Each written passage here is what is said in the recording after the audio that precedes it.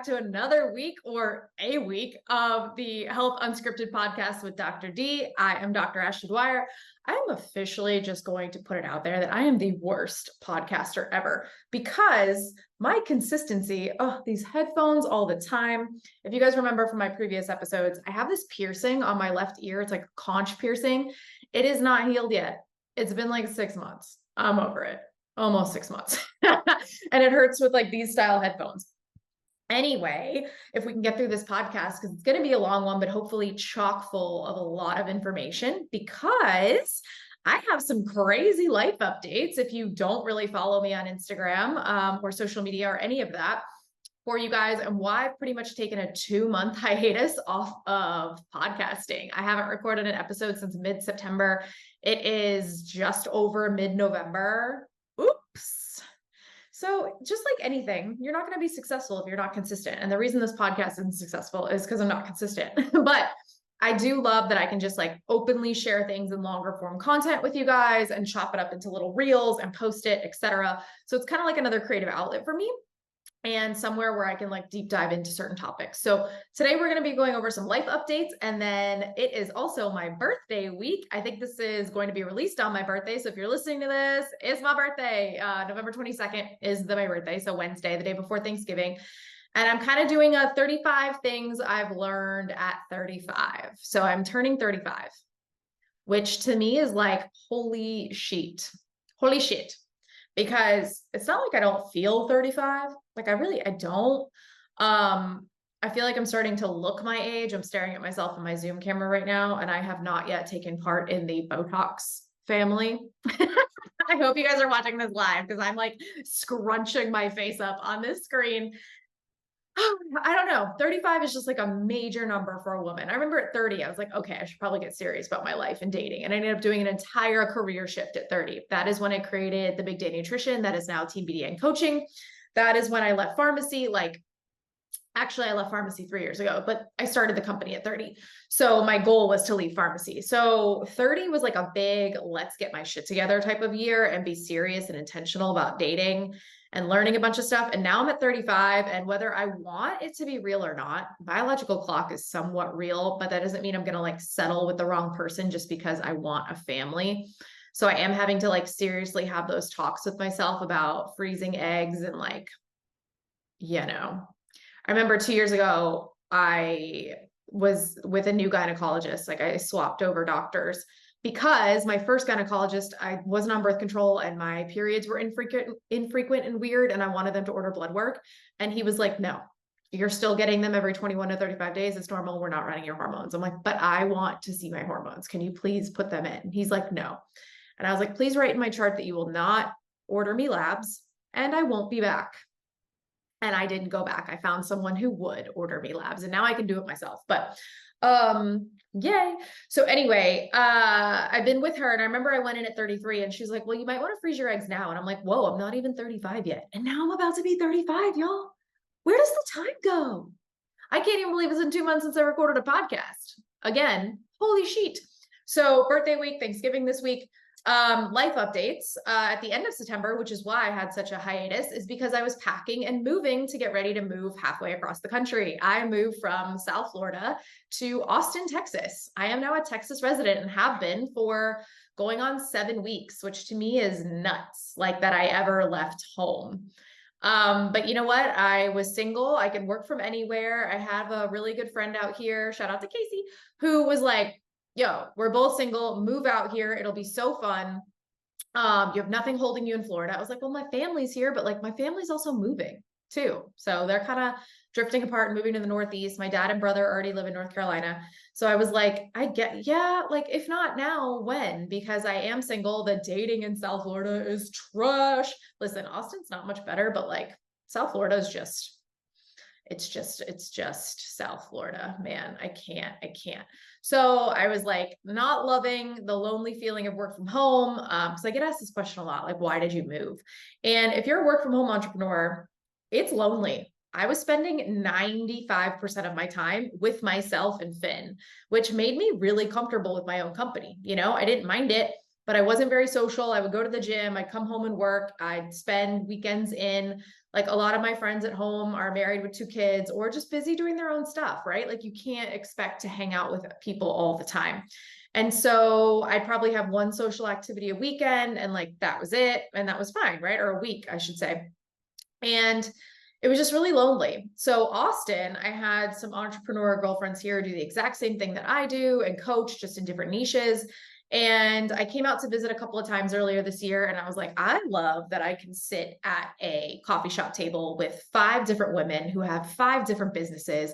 And all of us are just collaborating and helping each other. And we're not competing. Like it's just overall good energy, like love for everybody. I was like, this is fucking awesome. And so I ultimately decided like, let's give it a shot. I'm going to give it a year. Why not? So here we are. So I've been here for 6-7 weeks and it has been a whirlwind, y'all, a whirlwind. We have been nonstop. I went from 95% by myself to like 10 to 15% by myself. So it's been like social battery recharge, but I've gotten to do so many cool things and it's been a great experience. There's been a lot of anxiety and pushing myself out of my comfort zone and just trying to get into a new routine. Who knew that being an hour behind EST would like make me feel like I'm behind every single day when I wake up? I didn't love that. Now I'm getting slowly adjusted and it is what it is, you know, but it's just been a lot of relearning. And that's essentially what success and lifestyle changes are, is relearning and readapting to your new lifestyle and your new settings. So how fitting for turning 35 would it be for me to share 35 things I've learned? I don't think I've done one of these in a really long time. Or if ever. I can't honestly tell you. As I'm recording this podcast too, November 20th, today was my last pharmacy shift 3 years ago that I worked. That was my last shift.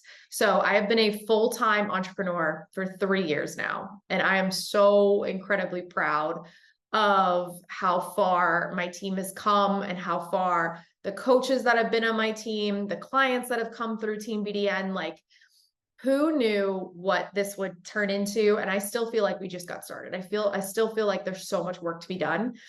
And like, I have so many ideas for 2024 and other personal things that I'm working on that I'm so excited. And I never would have been able to do any of this, not even a quarter of this, if I hadn't stepped away from a career that was slowly crushing my soul.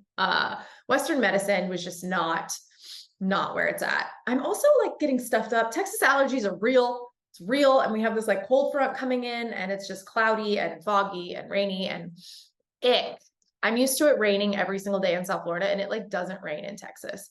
It's been cloudy and like we get this stuff, we get fog, which is really just like, I feel like Seattle rain mist.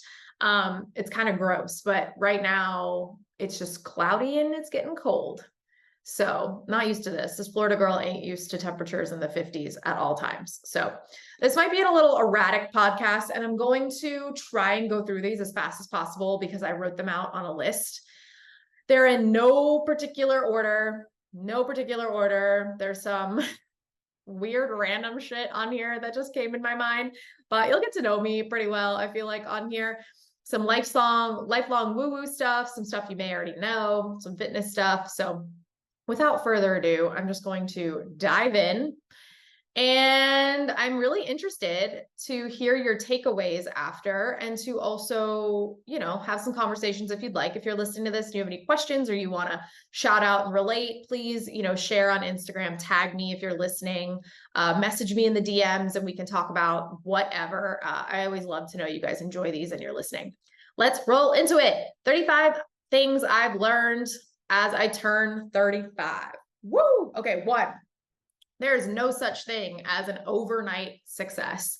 I'm going to briefly explain some of these, but like, I thought that if I just announced that I was a coach when I was a pharmacist, that people would like come rushing in and want to work with me. No, no, absolutely not. That's not how it works. I thought that like, you know, you could do a post and go viral and that's how you become successful. Like it is the grind every single day for years undercover until you are finally that shining public success. And people are going to be like, how'd you do it? And you're going to be like, oh, I started 10 years ago. And they're going to be like, no way. Yeah, way. That's what it takes. So there is no such thing as an overnight success. You have to grind. And you can, I'm not all about that hustle culture, don't sleep, but like you definitely have to keep putting in the consistent work to see consistent results. Number two, this coincides with what I said about my 3 years today. Don't stay in a job / relationship / situation that you hate and where you're miserable. Staying in a toxic environment and sitting in that toxic type of environment for too long is going to make you sick. It will make you stressed. It will make you sick. It will have your body store up all these pent up emotions and resentment and anger and just grossness, and you will inevitably get sick and stressed and gain weight and or just lose a bunch of weight and not be able to put it on. Like, it is not a good place to be, to hate going into work all the time, especially if that's where you spend most of your time. It's also not a great feeling to stay in a relationship where you're not valued or where you're doing most of the work as well. Like, y'all, this is not on here, life is short is not on here, but like it really is. Don't settle for mediocrity or things that make you unhappy just because you think you have to. Like, I gave up a 6-figure salary and 7 years of school to get a doctorate degree that I don't use anymore because it was a profession that made me miserable. I hated it. So don't be afraid to start over. Don't stay in those jobs. Okay. It's not worth it. Number 3, carbs are delicious and necessary. Ugh, I learned this probably in my early 20s or mid 20s, but I used to avoid them and used to restrict them and used to do all the things, especially when I wanted to lose weight. We had to give up carbs, and carbs are such an integral part of my diet. The right carbs, obviously. Like, I love me some fruit. I'm gluten-free, but I do enjoy rice, potatoes, gluten-free bread.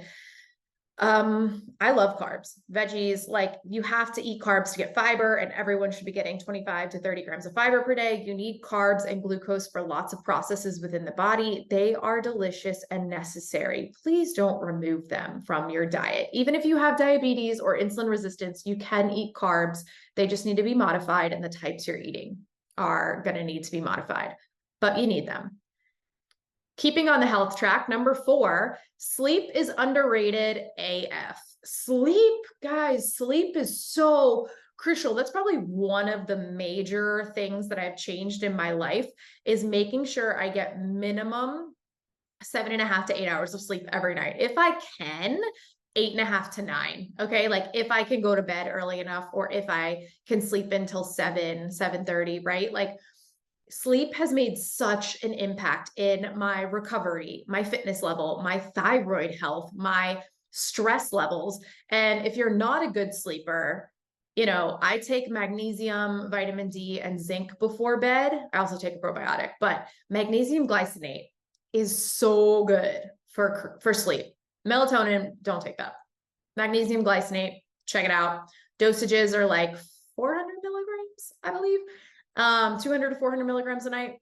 Start slow, titrate it up. I use pure encapsulations. I take 2 to 3 every night because they're 120 milligrams per capsule. Amazing. Amazing, amazing. Always check with your doctor before starting something new, but sleep is so underrated for your energy levels, your overall health, and how you're going to feel and how you're going to get results and recover. Get that sleep. If you're a new mom, I'm sorry. There's really nothing you can do right now, but if you can control your controllables, for everyone else listening, get sleep. Go to bed earlier. Netflix is not worth it. Number 5, I now understand, this is really hard for me. I now understand that you're supposed to lose friends as you age. Like, I never understood like why your circle needs to get smaller. And then I, started doing the inner work. I started really understanding who I was as a person, who I vibed with, what I wanted out of life, what my morals were, what my values were. And not everyone is going to fit in there. So you may have made friends with someone when you were 25 that you guys just grow apart, and that is what it is. You are supposed to lose friends as you age because you do drift apart and you're into different things. I take my relationships very, very seriously. And so when I lose a friend, it like crushes me depending on how we ended the friendship. But Yeah. Only your chosen people and your tribe, right? We're going to be super basic here, but only your tribe is going to survive for the long haul. And those are the people who authentically understand you and are there for that support. You may eventually drift from them too, but you'll ebb into, you'll flow into new friendships. So it's okay. It's going to happen. You can't be friends with everybody. Number 6 was kind of random, but why not? Here we are. Welcome to my life. I put 69 is underrated, is overrated. 69 is overrated. Some of you listening may disagree with me. I don't care. It's overrated. It really is. Just take turns. You don't got to do it at the same time. It's just weird. You're more focused on doing the thing instead of receiving the thing. I love this part of the podcast. If you're a fan, you can tell me why. Maybe not. If you're, maybe I shouldn't open my DMs for this one, but that's just number 6 for you guys. Moving on. I need a tissue. Number 7, buy the flowers for you, decorate for you, cook for you, especially if you're single. Y'all, I know that we say like, I don't want to do all the mess because it's just me. You deserve the mess. Put up the Christmas tree if it's just you.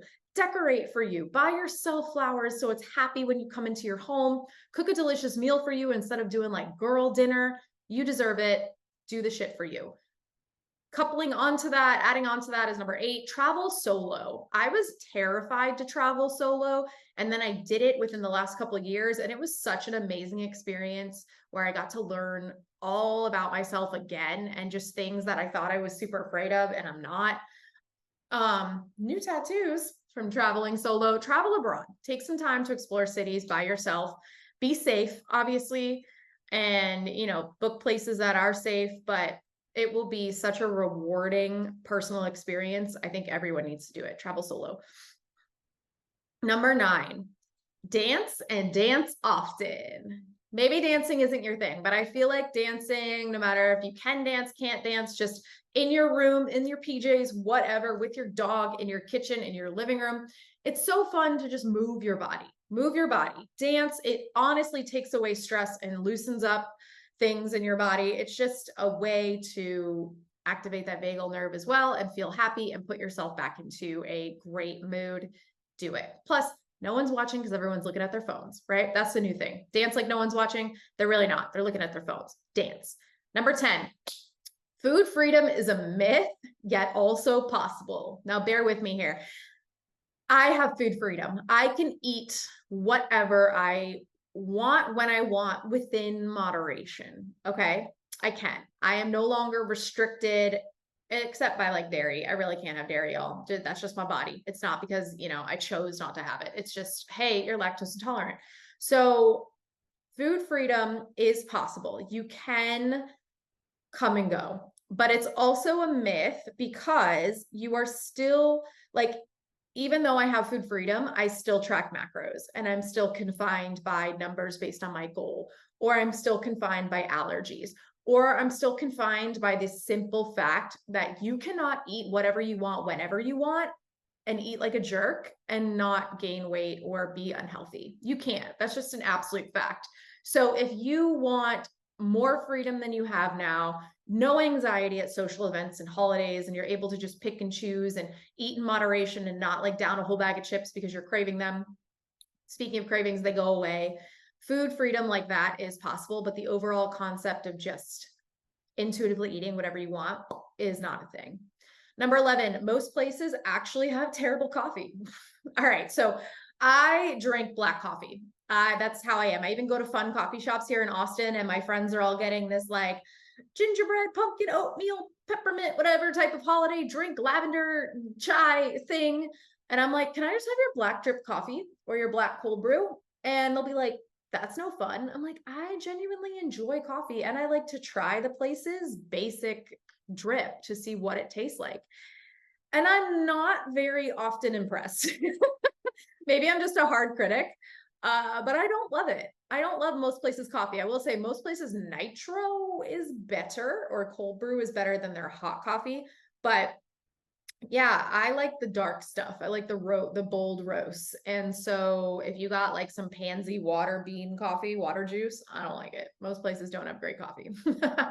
Number 12, Aging and side effects from aging are only true if you believe them. So I feel like we are in a society where they're like, oh, acid reflux, that happens when you age. Soreness happens when you age. Being tired all day is normal. You're just getting older.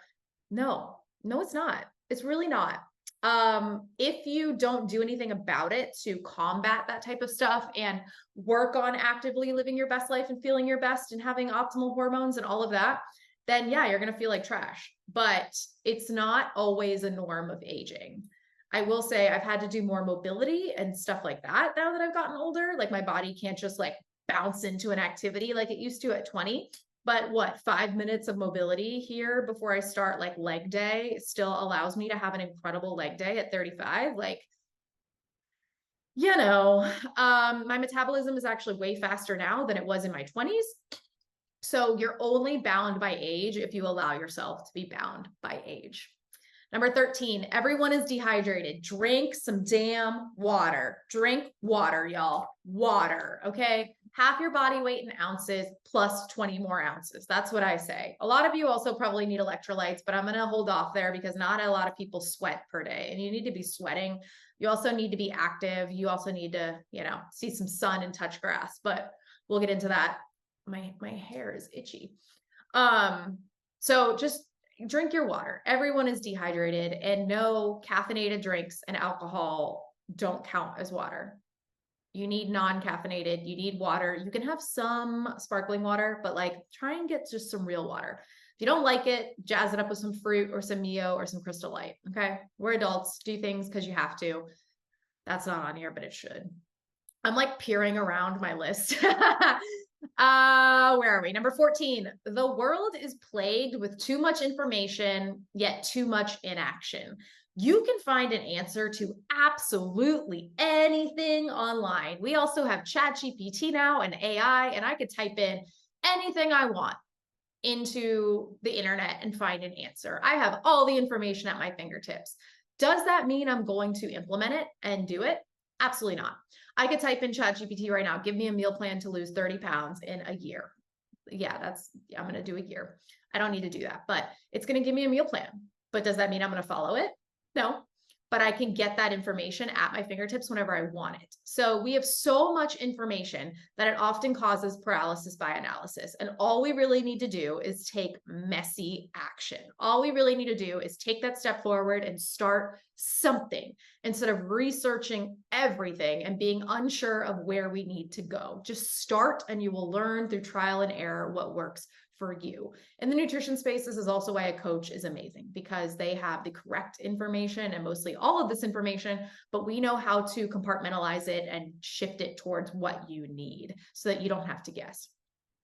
Number 15, there are no shortcuts, and those who take them will be sadly surprised. I believe this 100%. There are no easy buttons. There are no shortcuts. If you do find, like, let's say you're on a hike, hike's a bad thing, but you see in those stories, like, yeah, maybe you find a shortcut through the road or something like that, but then maybe that road is like full of like hungry wolves or something that are going to like kill you. You get what I'm talking about, right? There's always some type of cyclical nature where if you think you're going to get a shortcut to weight loss, it ends up taking twice as long because it wasn't sustainable or something else happened, right? You take a shortcut in business, you end up realizing, oh, that wasn't a great idea, and the consequence is going to take you that much longer, or you spent that much money. There are no shortcuts. Do things the right way, and you'll also be more confident in your abilities to continue doing stuff the right way. Number 16, to play off of that, karma is real. I also believe if you take a bunch of shortcuts, you're going to get the karma of taking those shortcuts. It's also, I think, a character issue, to be honest. This is going to be like a judgmental part of my podcast, but whatever, it's mine. Karma is real, which is why I try to live my life in a way that hopefully I will only get positive karma. I only really try to do what's morally right. I try and be the bigger person. I try and be as authentic as I can. Am I perfect? Absolutely not. But I do believe that positive action will bring back positive karma. And so I just try and do right by people and right by the world. And that's why I'm not a successful, like 8-figure millionaire by now, because I'm not willing to skirt my morals or values for money. So I believe karma is real. Number 17, Trying to be liked by everyone is a waste of time. I had to learn this the hard way. All I wanted to do when I was a kid was fit in. I wanted to fit in with all the groups of friends. I wanted to keep all those groups of friends forever. When I first started my business, I was speaking to everybody and I didn't want to single out anybody because I was like, no, that's not nice. And now I'm like, you can't. You absolutely can't please someone because someone's going to find something to criticize, critique, and pull you apart or disagree with, especially in today's cancel culture. So you need to speak to the people you want to work with and who you believe in and or what you believe in and the approach you believe in. And then the people who resonate with all of that will be attracted to that and you, and those are your people. You can't be liked by everyone. And if you are, what's that saying? Like, if you don't stand for something, you stand for nothing. That's pretty much it. You can't be liked by everyone. 18, it's not money we want, but freedom. So many people say, I just want to be wealthy. So I just want like endless money. I want financial freedom. Yeah, that stuff is cool, but hence that financial freedom, that freedom at the end of it. It's kind of like food freedom. We just want freedom. We want the time back. We want the ability to make our own schedules. We want flexibility. That is what most people want, is just the freedom. Money just helps us get freedom. So if you are someone who's focusing too much on money, focus on freedom and abundance instead, and that'll shift your perspective big time. Scarcity mindset's not great. And when you focus on money, it tends to be a scarcity mindset. I grew up in a scarcity mindset because I grew up poor. So, you know, it's been very hard to fix my money relationships, but we are doing fab now. We're getting there. 19, eat food that loves you back. So I get a lot of shock and awe for this, where people are like, wait, you're really not going to eat that because of dairy. You're really not going to eat that because of gluten. Like, it's not real. I go, oh, it's real. And it's going to make me feel like shit. So why do I want to eat it? I don't want to eat it. Why do I want to feel like shit just from a food? I don't.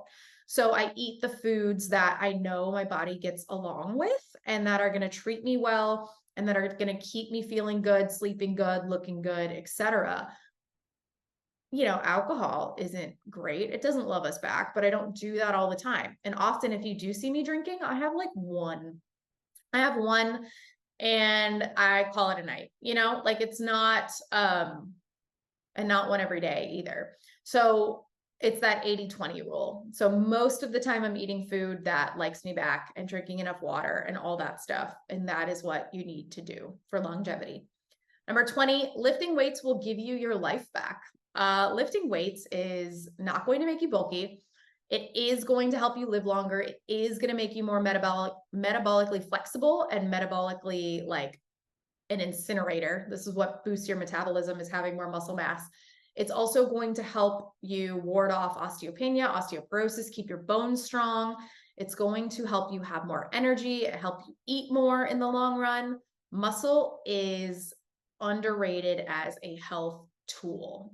There's a lot of data coming out now that it's not even obesity that is the issue. It's being under muscled. So if you are someone who has like 30% body fat, you have two people who are 30% body fat, but one has way more muscle than the other. The one with more muscle is going to have a healthier profile and live longer than the one who does not. So muscle will give you your life back in energy, how you feel, all of it. Number 21, gratitude journals aren't just woo-woo shit. I used to think journaling and gratitude lists and all of that was just like, no, I'm not going to do it. I don't want to do it. That sounds stupid. It's not stupid. It's really not. It refocuses your brain to focus on to instead look at the positives instead of just like, oh, today I woke up and the sun's not out, shit. But then you're like, what am I grateful for? And you're like, I'm grateful for Finn just sitting next to me doing his whatever the hell he's doing. You know, I'm grateful for like hot coffee. I'm grateful for, you know, whatever. And it just gets you into this like mindset of thinking about the positives, even when stuff may not be going well. And that is really the energy frequency shift you need. So it's not woo-woo shit. It's actually really, really beneficial. Do a gratitude list. Number 22, get sun in your eyeballs every morning. This is what helps reset your circadian rhythm. Get outside within 10 minutes of staying up, and depending on if it's sunny, cloudy, or overcast, whatever, is how long you'll need to stay outside. Obviously, the more cloudy, the longer you'll need to stay outside, like 30 minutes versus 10 minutes. But sun in your eyeballs and seeing natural light is such a great way for cortisol regulation and stress reduction and circadian health, which is so important when it comes to longevity as well, and how you feel, your digestion, all of it, your melatonin production to go to bed at night, all of it gets sun in your eyeballs. Thankfully, I have Finn, who makes me go outside immediately when I wake up. So that is how I get sun in my eyeballs, is Finley. And I don't wear my sunglasses, especially in the morning, to make sure I'm getting that sun exposure. Number 23, no one really knows how to communicate. No one does. They say they want communication and then they don't communicate themselves. But I'm going to say, try anyway, learn anyway.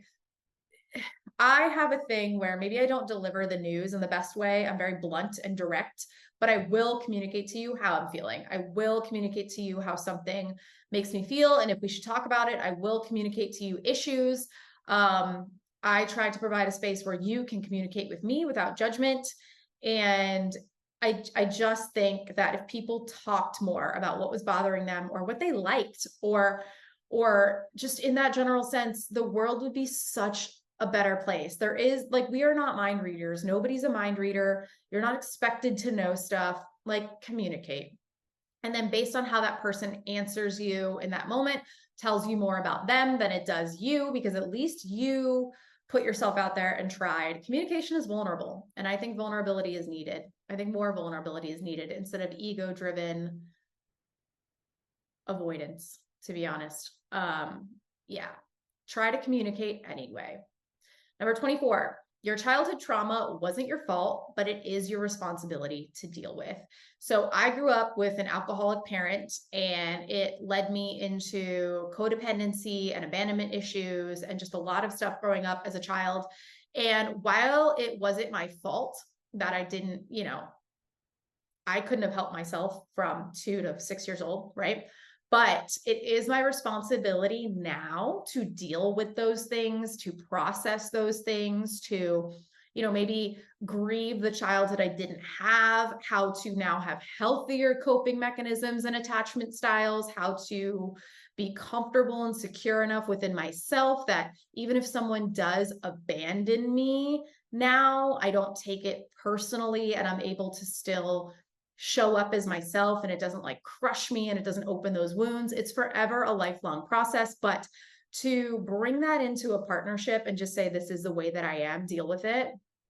It's not fair because you're constantly going to be rejecting your shit onto someone else. So it might not have been your fault, but it's your responsibility to fix and move forward with. And that is why I think therapy is so great. Because if you tell me right now that you do not have any childhood traumas or problems from your childhood, you're a goddamn liar, because we all grew up with boomer parents. And yeah, emotional unavailability was their shtick.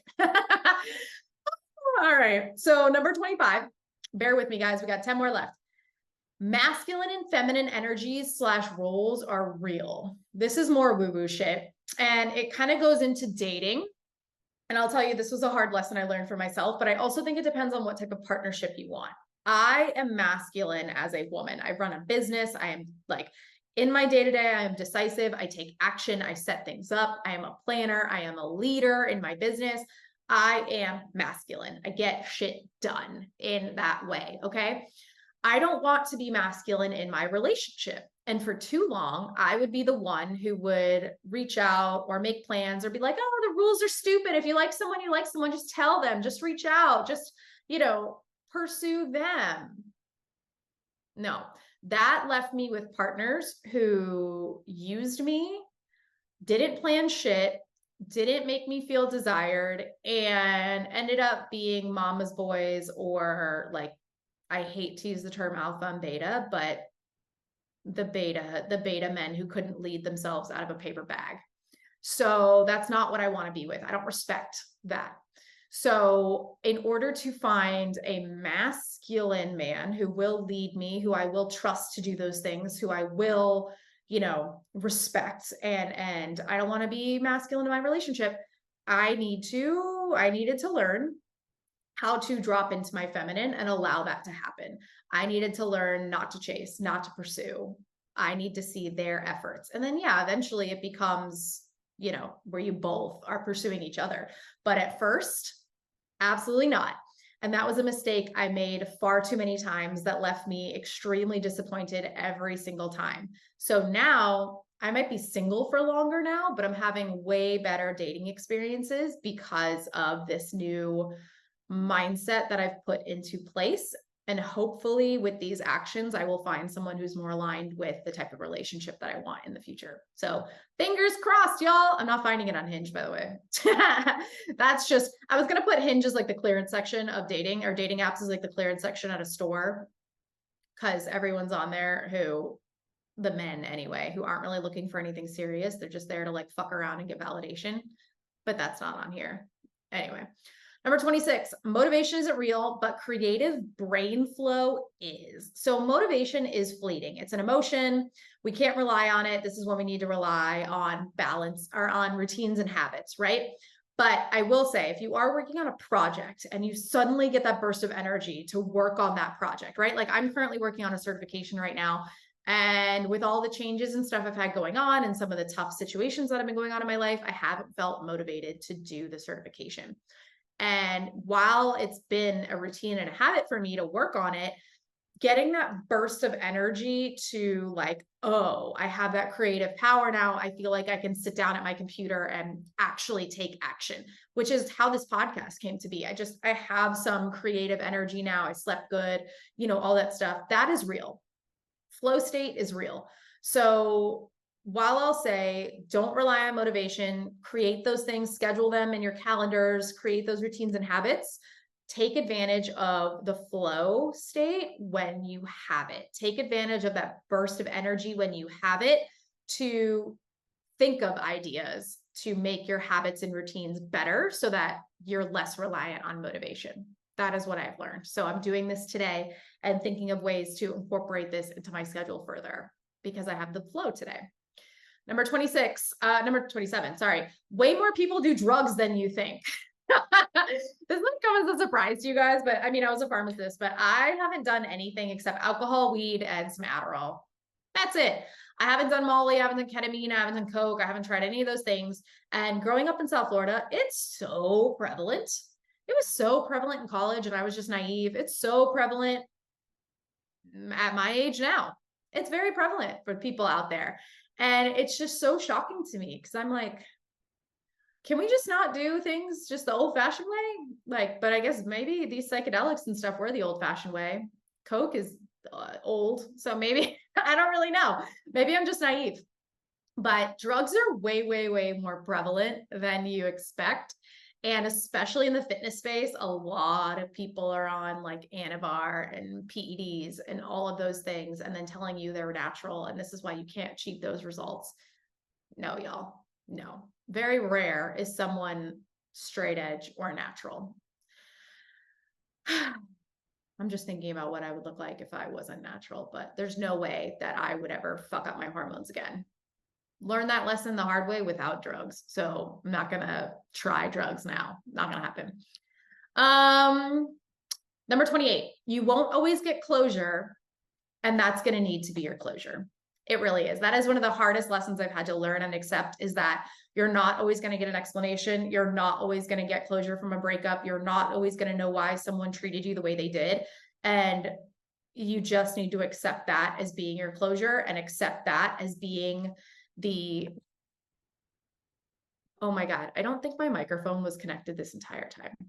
Sick. Hopefully the audio is fine. Wow, it just connected.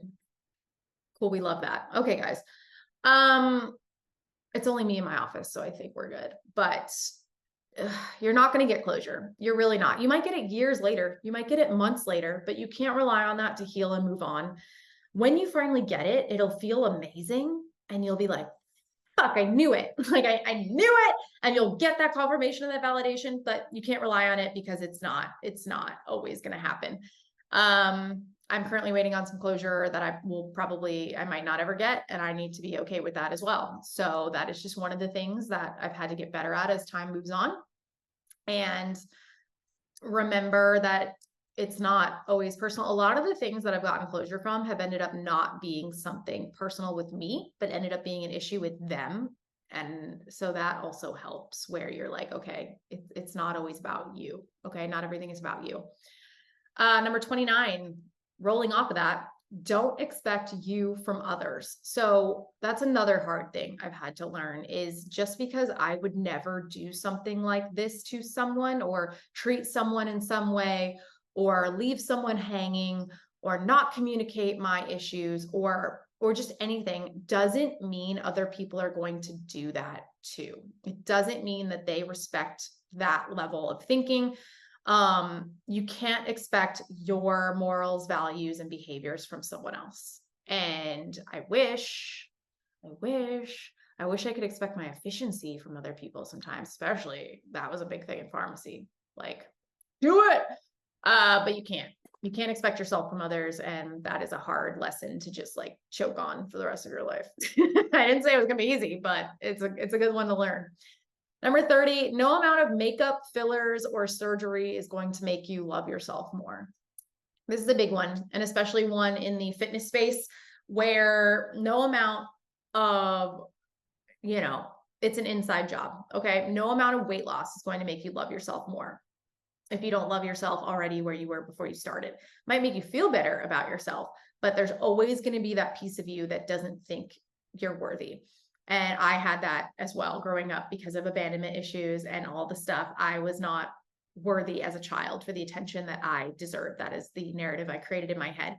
And so no matter how small I got, no matter how smart I was, no matter the accolades and certifications and stuff I got, it didn't make me love myself more. It wasn't until we dove real big in therapy, and it wasn't until I just started appreciating my body for what it could do, my resilience for what it's been through, my determination to not give up, my quirky shit that I do. Like, it wasn't until I started embracing those things that I realized, like, I'm kind of cool in a non-cocky way, but it's just like, I'm okay authentically being myself now. And if other people don't love it, fuck them, but in lowercase letters, because I'm still like, so no amount of external stuff is going to make you love yourself more, because it is an internal job. So remember that. Mostly what I've also seen is the more external things you need, the more insecure you are. So it might be an even bigger message that we need some inside healing and some self-love. And self-love is not bubble baths and spa time. Self-love is doing the shit, writing it down, crying, coming to terms with what you don't like about yourself, and then realizing why it might be one of your best attributes or things you can work on. It's the hard shit. It's not the spa days. Number 31, call your family as often as you can. It's a two-parter. Call your family as often as you can, because especially now that I move away, like, there's only so many times left you're going to see them, and it's a very depressing thought, but it will be a missed opportunity. So make sure you can talk to them as often as possible if you are close with them and if they are in your life, positively, right? Second part of this is, but you can also split from family if it's bad for your mental health and your well-being. So I know everyone says, like, nothing is thicker than blood, da, da, da, da. No, listen, if you have a toxic family member who's just doesn't respect your boundaries. Oh, I didn't make a boundary one. That's really important. Oh, maybe I did. Yes, I did. Just kidding. If they can't respect your boundaries, if they treat you and put you down all the time, if they're just a taker or a narcissist, or not willing to work on themselves to get better or work on the relationship, it is okay to disassociate from them. It is okay. I've had to distance myself from some family members because of certain things, and it is what it is. You don't get to choose your family. You get to choose your friends, which I think should be all positive people, right? If you don't get to choose your family. So that doesn't mean that you're locked with them forever just because they're your family. So you have permission to split if it's not good for you. My therapist told me that, and I needed that permission myself. Number 32, dogs over everything. I know this is like a cliche thing, but we do not deserve dogs. They are just so happy and so cute, and they make everything just just so much better. And I'm going to miss Finn like crazy over the next week, because even if I'm having like a bad day or something, he will do one of his little Finn things and I'll be like, you're done. Like, I love you. Come snuggle with me. And then he won't want to. And I'll make him anyway and I'll squeeze him. Dogs are just amazing. I would love that. I would have a bunch if I could. I recently took care of one of my friends for like a couple of days and I was like, I can't have 2 dogs, but I would have a bunch if I was able to and had the resources and the help to do it. Number 33, this is boundaries. Saying no is actually a superpower. So being a yes person might be fun, but it's going to tear you down energy wise, mentally, physically. Saying no to bad behavior, sticking to a bedtime, saying no to drinking, saying no can be an absolute superpower. Saying no to working late when it's outside of your hour scope and it's not part of your job description can be a superpower, right? Like staying at home instead of going out because you know that you should stay home is more commendable than just going because the crowd is going. Standing up for what you need versus what everyone else wants you to do is a superpower. So make sure that you're saying no and that you're setting boundaries. And if you're a people pleaser, I am a 3-wing 2, so I have that Enneagram 2 in me. I'm a helper as well, as why I'm a coach, but you have to learn how to say no for yourself so that you can show up better for people. And this one rolls into that as well. Pour from an overflowing cup, not a full one. I heard this in some video, it might have been a TikTok, where the lady was like, I always say, pour from the saucer, not the cup. And the other woman was like, what? That doesn't make any sense. What do you mean? She goes, pour when it overflows. When your cup overflows, it overflows into the saucer. She goes, pour from the saucer so that you're not taking anything from yourself to give it from other people. What is the point of constantly filling yourself up to just continuously give it away? Pour from an overflowing cup. So you have to fill your cup first, right? Put your oxygen mask on first before helping other people.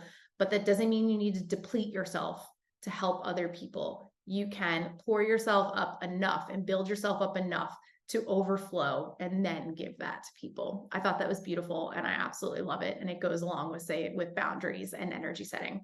And last but not least, take the damn pictures, y'all. You'll want the memories another day. You'll want to relive them and it'll just be so fun to look back. Like I was with girlfriends yesterday for my early birthday brunch and we were all taking photos outside and I was like, oh, this looks excessive. Like I was kind of worried what other people were thinking about the situation. And then I was like, you know what? Fuck it. Like, again, people don't pay as much attention to you as you think they do. That should be on this list as well. But you're going to want those pictures later and you're going to want the memories with your friends, even if they're super silly, even if you have to ask someone to take a picture for you, even if it's not technically living in the moment the whole time. Take the pictures and take the progress pictures, take the day 1 photos, because when you're comparing your journey, you're going to want to line those up together and you're going to want to see that change. You really are. And just take the photos. You will be so happy later that you took them. I mean, don't be obsessive about it. Don't live on your phone. But if you want to snap a picture with someone because you had a great date or a great brunch or a great friends trip or something, take the damn photo, post it on your Instagram. I will like it because it makes you happy. All right. So this was a long one, guys. It is 12/12. That's so cool. That's also Finley's birthday. He'll be 6 this year. Oh my gosh. Thank you guys for listening to everything here. If you resonated with any of these, please let me know. Tag me. Sorry about the audio issues. I hope it comes out okay, to be honest. And I don't know when my next episode will be, so you'll be just as surprised as I am when I make it. But I think the next one is going to be supplements that I think everyone needs to take regardless of your health status because they're super beneficial and everyone is deficient in them. So have a great Thanksgiving, y'all.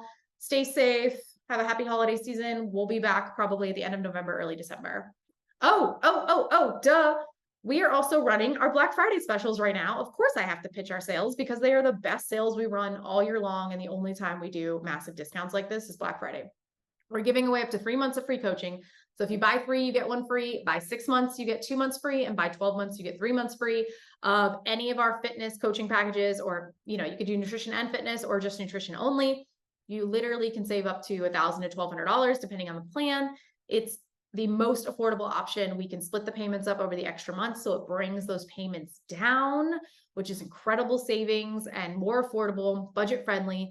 And if you want to apply, I'm going to put the application in the show notes for you guys. It runs until November 30th. We're only taking 30 spots because that's all the availability we have this year. So don't wait. Then we'll get on a consult call and chat on your goals. So thank you guys again. Have an amazing week. Ciao.